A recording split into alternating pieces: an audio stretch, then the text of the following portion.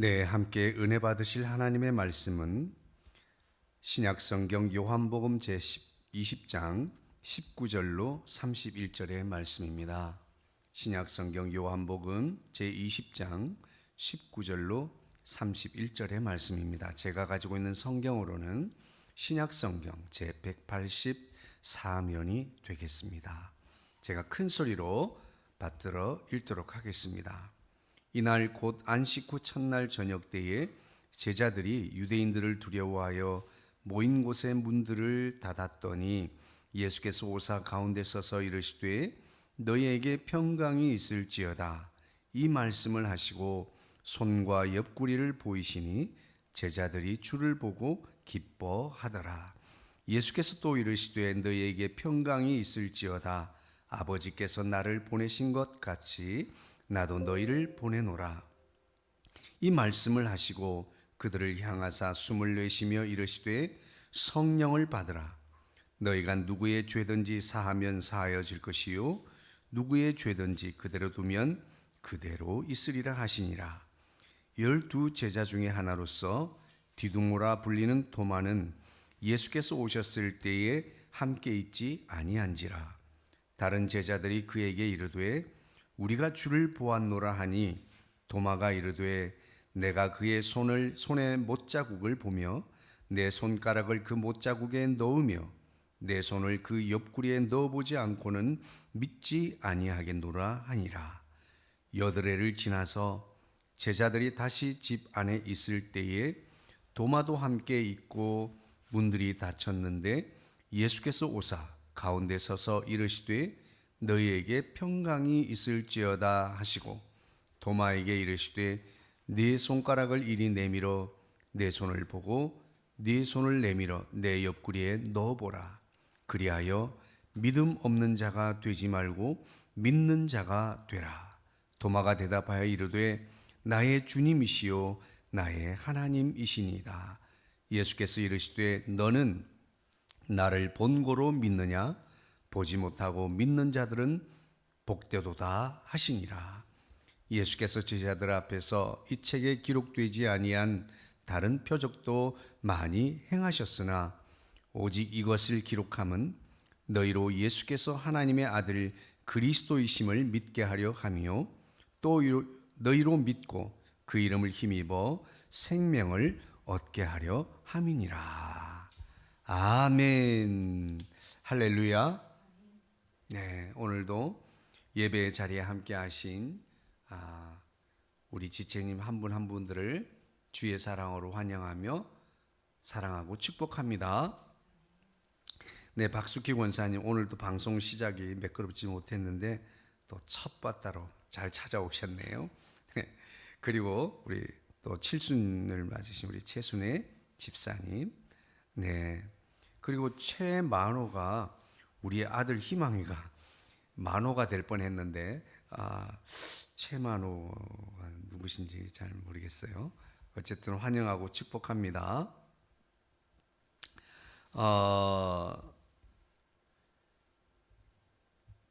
오늘 말씀의 제목은 파송입니다. 파송. 이날 곧 안식 후 첫날 저녁 때라고 말씀하고 있습니다. 제자들은 유대인들을 두려워해서 모인 곳에 문들을 닫았다라고 이렇게 기록하고 있어요. 제자들은 유대인들에게 발각이 되면 자신들의 안전을 보장받지 못하리라고 하는 그런 두려움에 쌓여 있었습니다. 그래서 그들은 예수님이 붙들려 가실 때에도, 예수님께서 신문을 받으시며 고난을 받으실 때에도, 예수님께서 십자가에 못 박혀 돌아가실 때에도 제자들은 그곳에 함께하지 않았습니다. 다만 우리가 연약하다고 여기던 여인들만이 눈물을 흘리며 예수님의 뒤를 따라갔다. 그래서 교회 안에는 오늘날에도 여인들의 입김이 셉니다. 그것은 어쩔 수가 없는 것 같아요. 이들은 여기에서 보니까 모인 곳에 문을 닫았다라고 표현하지 않고 문들을 닫았다. 문이라고 하는 문은 다 닫았다라고 하는 이 말 속에서 꽁꽁 단단하게 누구든지 섣불리 들어올 수 없도록, 출입구 문에는 뭐 나무를 괴어놨을 수도 있고요. 뭐 어떻게 뭐든 이 문을 다 잠그고도 뭔가를 받쳐놓고 들어오지 못하도록 창문과 모든 문들을 다 닫았다. 문들을 닫았다. 그러니 그 안에 모인 사람들의 상태를 우리는 미루어 짐작할 수 있습니다. 매우 큰 두려움에 떨고 있었다라고 하는 거죠. 아니면 이제 우리 어떡하냐고 아마 베드로를 중간에 세워놓고 어떡하냐고 책임지라고 막 이러고 있었을지도 모르겠습니다. 여러분은 상상을 해보십시오. 그 안의 상황이 어땠을까요? 아니면 모두가 조용히 숨죽인 채 말도 하지 못하고 그러고 있었을까요? 제 생각에는 그랬을 것 같아요. 또 그중에 한두 사람들은 이제 우리 어떡하냐고, 예수님이 잘 돼서 우리 한 자리 할 줄 알고 배도 버리고 직장도 버리고 집도 다 버리고 나왔는데 이제 나는 어떻게 하면 좋으냐고, 이런 원망스킨 불평들을 쏟아 놓았을지도 모르겠습니다. 그때에 예수님께서 오셨다라고 말씀하고 있어요. 문이 그렇게 문들을 다 닫고 있었음에도 불구하고 슈슈슈슝 하고 그들 가운데 서시다라고 하는 것입니다. 그들 가운데 서서 이르시되 너희에게 평강이 있을지어다 라고 했습니다. 할렐루야. 오늘 이 예배를 참여한 저와 여러분 한 분 한 분이 주님, 부활의 주님께서 우리에게 부어주시는 평강이 충만하기를 주의 이름으로 축복합니다. 할렐루야. 우리가 부활의 주님을 만나면 첫 번째 우리에게 주시는 은혜가 평강의 은혜입니다. 예. 우리가 평안하고 안전하고 강건할 수 있게 되기를 바랍니다. 우리가 늘 평온한 상태. 그런데 이 주님이 주시는 평강은 어떤 우리 삶의 현상이 늘 평온한 상태를 말하는 건 아니에요. 현상과 상관없이 마음이 평안한 상태, 이것이 평강, 주님이 주시는 평강입니다. 할렐루야. 많은 사람들은 이렇게 묻습니다. 당신들은 왜 안식일을 지키지 않고 안식일에 예배를 드리지 않는가? 하나님을 섬긴다고 하면서 말이죠. 그런데 우리 기독교인들이 언제부터 그러면 주일날 예배를 드렸을까요? 기독교라고 하는 이름이, 개신교라고 하는 이 이름이 시작된 것은 바로 예수님의 이 부활을 기점으로 합니다. 그리스도교, 기독교. 네. 안식 후 첫날이 바로 주일이에요. 네. 어떤 사람은 태양력을 지키는 사람은 일요일이라고도 하죠. 그 안식 후 첫날, 그 주일날 주님이 부활하셨어요. 그날이 모이기 시작한 교회의 시작이 되는 것입니다. 교회의 출발점, 교회의 시작점이 되어지는 거죠. 여러분, 그래서 우리는 매주일 드리는 예배는 주일 예배가 아니라 사실은 매주일 올려드리는 부활주일 예배인 것을 믿으시기 바랍니다. 우리는 매일 부활의 주님을 만나러 오는 거예요. 할렐루야. 오늘도 이 예배를 통해서 우리 가운데 오신, 제자들 가운데 찾아오신, 오늘도 우리 예배 가운데 임재하신 부활의 주님을 만날 수 있게 되기를 주의 이름으로 축복합니다. 그들의 제자들에게 평강을 주시고 그리고 손과 옆구리를 보여주셨습니다. 그랬더니 마침내 제자들이 주를 보고 기뻐했다라고 말하고 있어요. 지금 이 문 밖의 상황은 아무것도 변화된 것이 없고 바뀐 것이 없고 달라진 것이 없어요.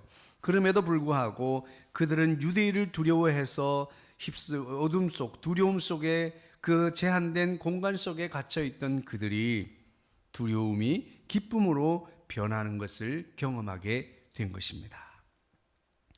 그들에게 변화된 것은, 그들에게 바뀐 것이라고 하는 것은 부활의 주님이 그 자리에 함께 계셨다라는 것 외에는 아무것도 바뀐 것이 없습니다. 오늘 저와 여러분이 우리 삶이 어떠하더라도 오늘 이곳에 우리 가운데 임재하신, 예배하는 우리 가운데 임하신 부활의 주님과 함께 한다면 우리는 그 속에서 두려움은 기쁨으로 변할 것이요, 우리의 염려와 근심은 평강으로 바뀌게 될 줄로 믿습니다. 예수님께서 또 이르시되 너에게 평강이 있을지어다 두 번을 말씀하셨네요. 그렇게 하시고 나서 아버지께서 나를 보내신 것 같이 나도 너희를 보내노라. 마치 세상을 구원하시기 위해서 하나님께서 예수 그리스도를 이 땅에 보내주신 것처럼 오늘도 세상을 구원하기 위하여 주님께서 우리를 보내시기를 원하신다라고 말씀하고 있습니다. 여기서 보낸다고 할 때 우리에게 예수님이 하셨던 것과 같은 십자가를 지시는 그런 일을 하기 위해서 보내시는 것이 아닙니다. 오직 우리는 이제 누구든지 저를 믿기만 하면 영생을 얻게 되는 십자가의 죽으심과 그리고 죽은 지 3일 만에 부활, 십자가와 부활을 전하는 이로 파송을 받게 된 줄로 믿으시기를 주의 이름으로 축복합니다. 그래서 복음의 원형, 최초 교회가 시작될 때 그 교회가 가지고 있던 최초 복음은 십자가와 부활이에요. 여러분, 이 제자들이 모였을 때의 성경은 구약 성경밖에 없었죠. 신약 성경이라고 하는 건 존재하지 않았습니다. 그들이 신약 성경을 기록한 사람들이죠. 오늘 저와 여러분의 삶이 또 다른 하나님의 역사를 기록하는 우리의 삶이 되기를 원합니다. 할렐루야. 그래서 복음의 원형을 우리가 훼손하지 않고 이 21세기를 살아가는 저와 여러분에게도 이 원형 복음, 복음의 원형이 그대로 우리가 믿어지고 우리가 그 복음을 붙들고 그리고 나아가서 우리 삶의 현장에서 예수님께서 제자들을 파송하신 것처럼 오늘 우리를 파송하신 것을 믿고 우리 삶의 현장에서 이 복음의 원형을 그대로 전달할 수 있는 저와 여러분 되기를 주의 이름으로 축복합니다. 그러시면서 이어서 말씀하십니다. 숨을 내쉬며 이르시되 성령을 받으라. 숨을 내쉬며에 해당하는 이 엠피사오라고 하는 단어는 그들 개인에게 주어진 숨을 내셨다는 것이 아니에요. 그들 전체에게 숨을 내어 쉬었다. 또 더 넓은 확장된 의미로서는 교회 전체에게 숨을 내쉬면서 성령을 받으라고 말씀하고 있는 것이에요. 할렐루야. 오늘 예배하는 우리에게 부활의 주님이 오늘도 우리에게 주의 성령을 부어 주실 줄로 믿습니다. 그래서 이 엠피사오는 교회에게 주시는 은사, 특별한 은사입니다. 하나님께서 인간을 용서하시고 구원하시는 그 메시지 전달의 특권을 바로 교회 전체에게 은사로 주신 줄 믿으시기를 바랍니다. 그래서 누구의 죄든지 사하면 사하여질 것이고 누구의 죄든지 그대로 두면 그대로 있으리라 이렇게 말씀하고 있어요. 이것은 우리 개개인에게 누구의 죄든지 사할 수 있는 그런 자격이 주어졌다는 것이 아니에요. 그래서 이 복음을 받아들이는 자마다 그 죄가 사하여지고 구원을 받을 수 있다. 그런 의미에서 구원의 제사함과 죄 보류의 권세를 우리가 교회가 가지게 된 줄로 믿으시기 바랍니다. 그 사람의 죄를 없이 할 수도 있고 그 사람의 죄를 그대로 보류해 그대로 방치해 둘 수도 있을 것입니다. 그것은 무엇입니까? 복음을 통해서 복음을 받아들이는 자들을 받아들이도록 기회를 주어서 죄를 사하여 줄 수도 있고, 우리가 누군가에게 이 복음을 전파하지 않으므로 그들의 죄가 그대로 있게 될 수도 있다라고 하는 것이죠.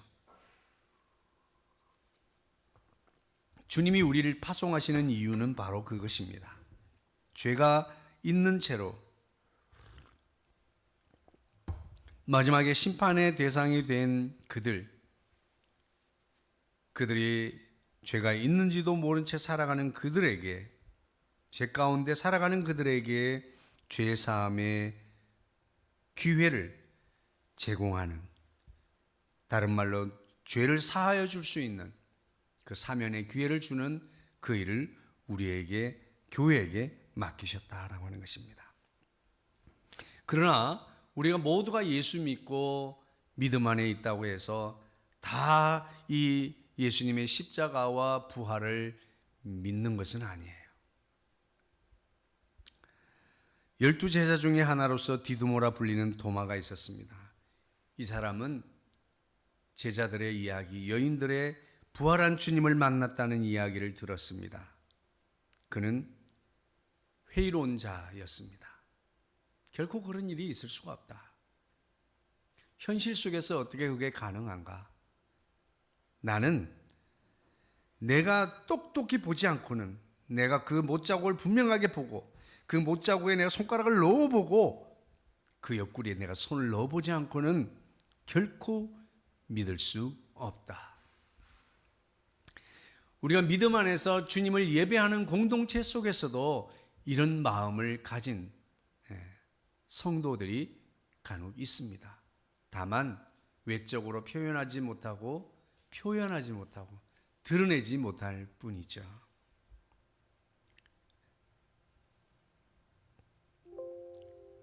예수님이 오셨을 때 그는 함께 있지 못했습니다. 다른 제자들이 우리가 주를 보았다라고 했습니다. 그랬더니 야, 그런 소리 하지 마라. 내가 똑똑히 보지 않고는 못 믿겠다 그랬습니다. 8회를 지나서 일주일, 다음 주일이죠. 아마 예수님의 제자들은 또 그 다음 주일, 오늘 주일 예배처럼 모이게 된 것이지요. 다시 집안에 있을 때에 도마도 함께 있고 문들이 닫혔는데, 여전히 그들은 동일하게 문들을 닫고 있었는데, 예수께서 다시 그 가운데 오셔서 처음 제자들에게 찾아오셨던 것과 똑같이 그대로 오셔서 이르시되 너에게 평강이 있을지어다 하시고 도마를 바라보시며 네 손가락을 이리 내밀어 내 손을 보아라. 내 손을 내밀어 내 옆구리에 넣어 보아라. 그리하여 결국은 믿음 없는 자가 되지 말고 믿는 자가 되라라고 말씀하고 있어요.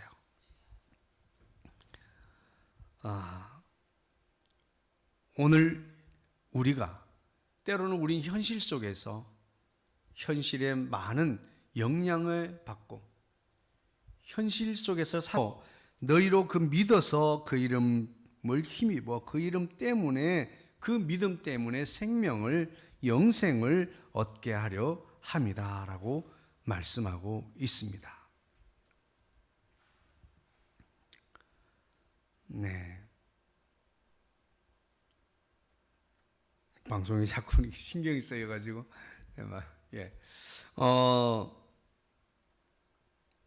결국은 우리가 믿음 안에서 표적을 구하는 신앙의 태도는 옳지 않습니다. 표적만을 자꾸 구하는, 믿음 안에서 여러 가지 많은 믿음으로 병고침과 또 귀신을 내어쫓는 축사의 은사, 많은 방언과 통변, 이런 은사들이 있을 수 있습니다. 우리가 생각하는 많은 표징들을 우리가 볼 수도 있고 또 우리에게 허락되어지기도 합니다. 그러나 그 표적만을 구하고 강조하는 것은 옳지 않다라고 하는 것입니다.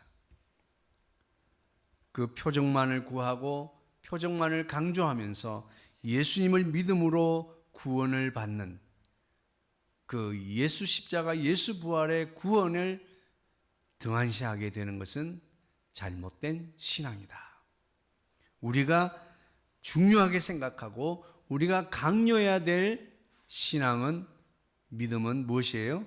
바로 예수 십자가, 예수 부활이라고 하는 사실입니다. 할렐루야. 예수님이 부활의 모델이 되셔서 예수님이 부활하신 것처럼 나도 부활하게 될 것을 믿는 그 믿음을 말씀하고 있는 것입니다. 자, 오늘 우리는 예수님께서 제자들을 나도 너희를 보낸다라고 할 때의 말씀은 교회 전체에게 주시는 말씀입니다. 그 당시 제자들에게 주신 말씀이기도 하지만 이후에 보지 않고 믿게 될 주의 자녀들, 보지 않고 믿게 될 아주 공식적인 공적인 공동체, 그 기관이 바로 주의 교회라고 하는 사실이죠. 오늘 교회를 통해서 우리는 어딘가로 가야 할 파송받은 자들이 되었습니다. 오늘 결국은 19절로부터 31절까지의 이 요한이 요한복음을 기록하면서 이 성경을 기록한 기록의 목적이 무엇입니까? 한마디로 말하면 믿는 자가 되라 하는 거예요. 믿음 없는 자가 되지 말고 믿는 자가 되어서 믿고 구원을 받으라 하는 것이 이 요한복음의 기록의 목적이에요. 내가 이것을 왜 썼느냐? 예수님은 제자들에게 많은 표적들을 보였지만 그 표적들을 하나하나 기록하지 않고 그것을 생략하고 오늘 이것을 기록하는 것은 그것을 전하기 위함이 아니라 예수님이 무슨 일을 하셨는가, 그것에 어떤 일이 있으나 세세한 것을 전하기보다 가장 핵심적인 것은 예수 십자가와 예수 부활, 그 부활하신 예수를 믿음으로 믿고 구원의 영생을 얻으라 하는 이 믿음을 우리에게 주기 위함인 줄로 믿으시기 바랍니다. 여러분, 믿음 없는 자가 되지 말고 예수 십자가, 예수 부활을 믿음으로 믿는 자가 되기를 주의 이름으로 축복합니다. 그러시면서 그러면 믿는 자가 되어서 어떻게 할 것인데, 그것은 바로 믿는 자들에게, 주님의 백성들에게 믿음을 주셔서 주님은 그들을 아버지께서 나를 보내신 것처럼 나도 너희를 보낸다라고 파송하는 것입니다. 그런 의미에서 믿음의 공동체, 최초로 시작된 교회의 원형은 지금 제자들이 모여있는 이 방에서 교회가 시작되었습니다. 그 교회 전체를 통해서 예수님은 파송해 주셨습니다. 오늘 이 땅에 주의 이름으로 세워진 모든 교회들은 그날 이후로 주님께로부터 파송받은 교회인 것을 믿으시기를 주의 이름으로 축복합니다. 할렐루야. 그러므로 오늘 저와 여러분은 우리가 파송받은 교회로서, 그리고 교회 안을 교회를 이루고 있는 공동체, 지체 한 사람 한 사람은 파송받은 교회의 지체로서 그 사명을 감당하기 위하여 우리는 파송받은 자로서 나아가야 될 사명을 가지고 있는 것을 믿으시기를 주의 이름으로 축복합니다. 자, 그렇다면 우리 삶의 현장에서 내가 어떻게 하는 것이, 무엇을 어떻게 하는 것이 내가 이 파송받은 자로서 살아갈 수 있게 되는 것인가? 그렇게 하기 위해서 첫 번째, 우리는 함께 해야 합니다. 할렐루야. 무엇보다도 우리는 공동체에 속해 있어야 합니다. 우리는 제가 참 찬양 모임 숨심삼을 시작하게 된 경위는 벌써 한 4, 5년이 돼가는 것 같아요. 5년째 되는 것 같은데, 저는 늘 마음에 불편한 마음이 가나안 성도 때문이에요. 가나안 성도의 이름은 뭐예요? 가나안을 거꾸로 하면 안 나가예요. 나는 예수는 좋고 예수를 믿지만 나는 교회는 싫어. 왜냐하면 교회에 보기 싫은 목사님, 보기 싫은 장로, 보기 싫은 권사들이 있기 때문이야 라고, 교회 안에 왜 그렇게 사기꾼이 많은지, 교회 안에 왜 이렇게 나쁜 사람들이 많고, 왜 이렇게 죄 짓는 사람들이 많은지. 근데 자기 죄 짓는 건 용서가 돼요. 내가 한 것은 실수고, 내가 한 것은 연약했기 때문이고, 내가 한 것은 부족했기 때문이고, 나는 아직도 믿음이 없기 때문이고. 여러분, 예수 공동체 안에 들어오게 되면 우리는 똑같은 분량의 책임을 지게 되는 것을 믿으시기를 주의 이름으로 축복합니다. 근데 그 책임감으로부터 자유롭고 싶어서 교회를 떠나는 사람들이라고 저는 가난한 성도들을 그렇게 진단합니다. 마음이 너무 부담스러운 거예요. 그 책임을 함께 가지고 있는 것을. 바깥에 나가서 돌을 던지며 바깥에 나가서 교회를 욕하는 건 마음이 편안하고 후련하고, 그리고 자기의 그 부담감으로부터 뭔가 좀 벗어나는 것 같은데, 여러분, 그렇지 않습니다. 우리가 파송된 자로서 살아가는 첫 번째 비결은 함께 있는 것이에요. 할렐루야. 우리가 교우들과 함께 해야 됩니다. 예배의 자리에 함께 해야 됩니다. 교제의 자리에 함께 해야 될 줄로 믿습니다. 할렐루야. 그렇습니다. 우리가 함께 해야 됩니다. 그리고 우리가 살아가는 동안에 우리의 모든 삶의 현장에서 우리는 주님과 함께 해야 됩니다. 주의 성령과 함께 해야 될 줄로 믿습니다. 저는 주변 내가 운전하고 지나갈 때, 제가 운전하고 지나갈 때 옆에서 사람들이 미쳤거나 아니면 블루투스로 통화를 하고 있나 보다라고 생각할지 몰라요. 왜냐하면 저는 블루투스보다 더 좋은 것으로 주님과 늘 대화하기 때문이에요. 막 찬양도 하고 큰 소리도 치고 막 그래요. 왜냐하면 운전하다 막 졸리기도 하고 그러잖아요. 그러니까 막 큰 소리로 주님과 대화를 시도합니다. 여러분, 무엇을 하든지 어디에 있든지 주님과 함께 하십시오. 그 주님과 함께 할 때 문제가 해결되지 않지만 그 문제를 해결할 능력을 얻게 될 것을 믿으시기를 주의 이름으로 축복합니다. 할렐루야. 주님은 한 번도 우리가 기도했을 때 그 문제가 우리 앞에 홍해가 갈라지는 것처럼 짠 그렇게 완벽하게 해결되어 주신 적을 별로 본 적이 없습니다. 다만 우리에게 그 문제를 뛰어넘거나 견디거나 이기거나 또 그것을 해결할 수 있는 능력을 주신다고 하는 거지요. 이것은 주님과 함께 하기 때문에 얻게 되는 결과입니다. 할렐루야. 주님과 함께 하십시오. 성령님과 함께 하십시오. 교회와 함께 하십시오.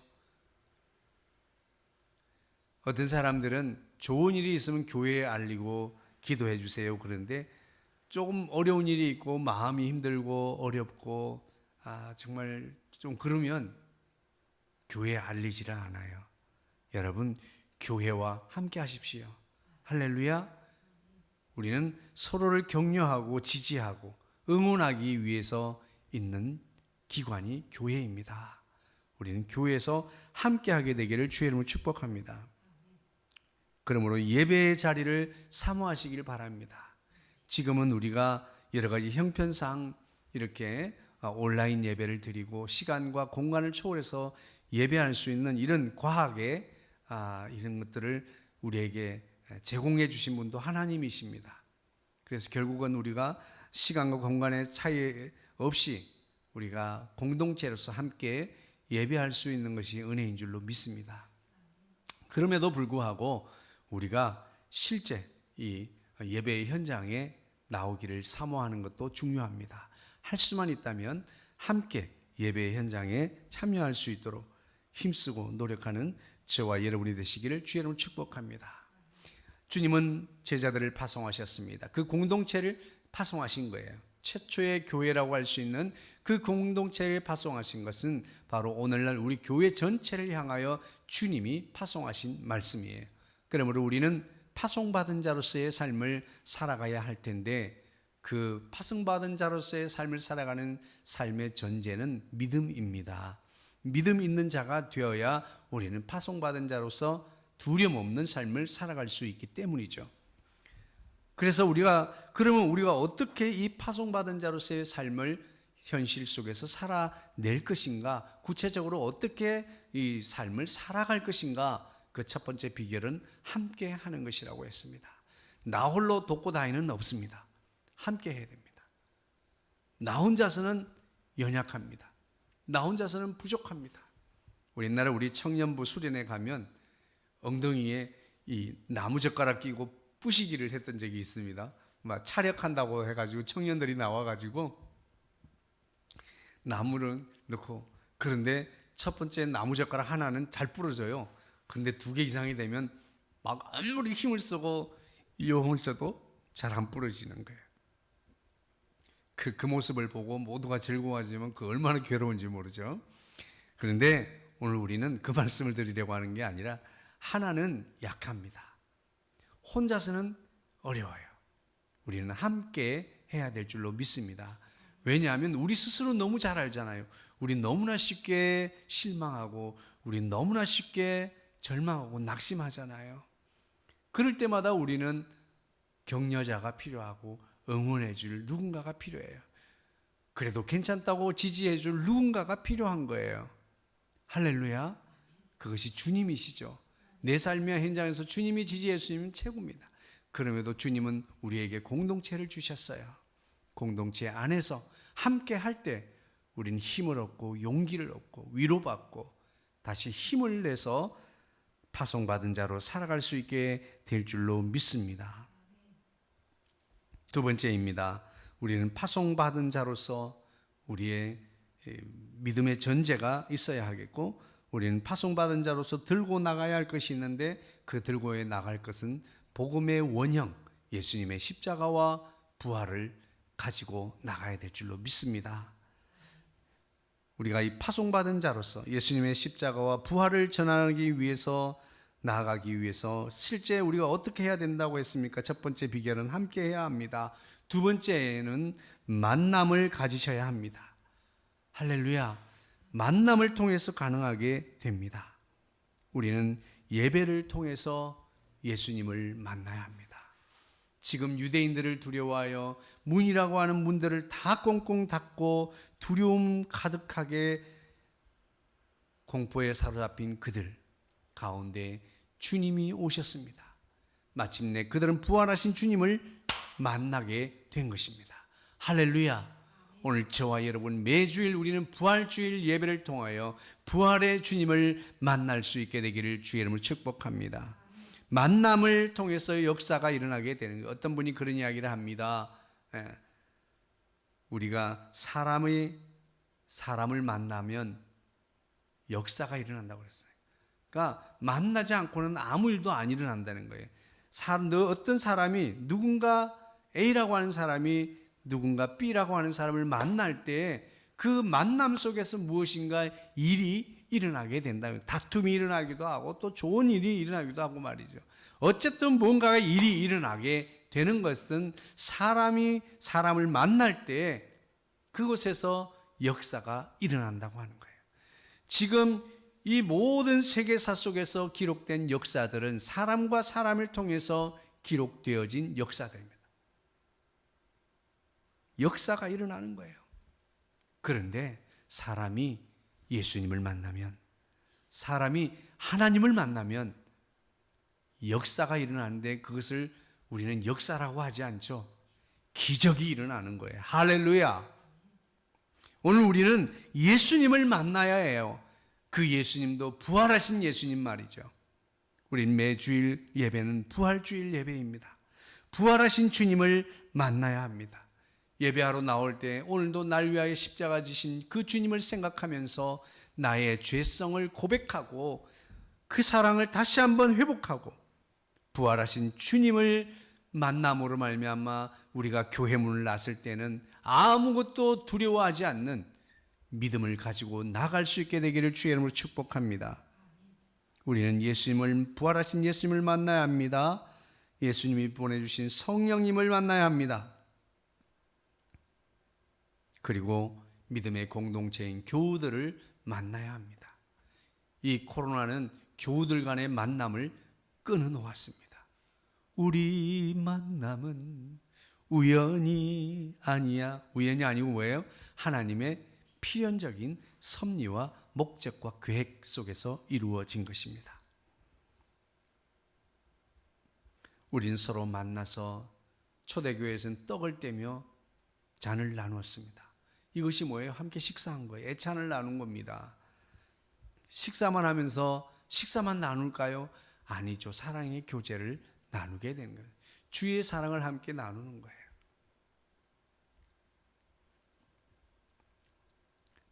우리가 파송받은 자로서 주의 복음을 들고 나가야 하는데 그렇게 살아가기 위해서 우리는 어떻게 해야 됩니까? 첫 번째는 함께 해야 합니다. 두 번째는 만나야 합니다. 세 번째 비결은 무엇입니까? 우리는 나아가야 합니다. 할렐루야. 파송받은 자는 어딘가 가야 할 곳이 있다고 하는 것입니다. 다른 말로 하면 어딘가로 우리가 보냄을 받았다고 하는 거예요. 그곳이 어디입니까? 선교사님들은 세상 끝까지, 땅 끝까지 나아가야 한다고 합니다. 그래서 오직 복음이 나아가지 못한 곳, 복음이 이루어지지 아니한 곳, 선포되지 아니한 곳을 찾아서 나아갑니다. 그런데 모두가 선교사일 수는 없습니다. 그러면 우리는 이 파송으로부터 자유로운가? 그렇지 않습니다. 그 선교사님들과 나아가야 할 곳은 다를지 모르겠지만 여전히 우리는 주님께로부터 파송받은 공동체, 교회라고 하는 사실이죠. 우리는 어딘가 가야 할 곳이 분명히 있습니다. 그것은 바로 우리의 삶의 터전, 직장이요, 또 학교요, 내 삶의 터전입니다. 그리고 내 삶의 이웃, 가정입니다. 이곳에 우리는 나아가야 합니다. 나의 세계의 끝은 어디입니까? 나의 세계 끝까지 나아갈 수 있어야 할 줄로 믿습니다. 그것을 다른 말로 오이코스라고 하죠. 하나님께서 나를 통하여 내가 가야 할 곳을 지정해 준 내 주변에 배치해 둔 나의 구원의 대상, 나를 통하여 구원받기로 작정된 사람들, 나를 보내기로 계획을 세우신 그 파송의 주체이신 주님이 우리 주변에 배치해 둔 그 사람들을 우리는 오이코스라고 합니다. 우리는 그 오이코스를 향해서 나아가야 될 줄로 믿습니다. 가장 가까운 이웃은 가족입니다. 그리고 이웃들, 매일 일상에서 만나는, 오다 가다 만나는 이웃들, 그리고 내 삶의 현장 터전, 그곳에서 우리는 파송받은 자로서의 삶을 살게 되기를 주의 이름으로 축복합니다. 오늘 사도 요한이 이 성경을 기록한 목적은 사람을 구원하게 하는 것입니다. 예수 십자가 부활을 믿는 믿음으로 구원 얻게 되기를 원해서입니다. 할렐루야. 오늘 우리 교회에게 주신 이 파송을 통해서 이 기록의 목적, 이것은 바로 예수님의 이 파송의 목적과 일치합니다. 예수님께서 오늘도 우리에게 가라고 명령하십니다. 저와 여러분이 함께함으로 힘을 얻고 용기를 얻고 만남을 통해서 우리는 위로와 격려와 교육을 통해서, 훈련을 통해서 파송되는, 어딘가 나아가는 저와 여러분 각자에게 주어진 세계 속에서 주의 복음을 전하는 파송받은 자로서의 삶을 살아가는 저와 여러분이 되기를 주의 이름으로 축복합니다. 사랑 많으신 주님 감사합니다.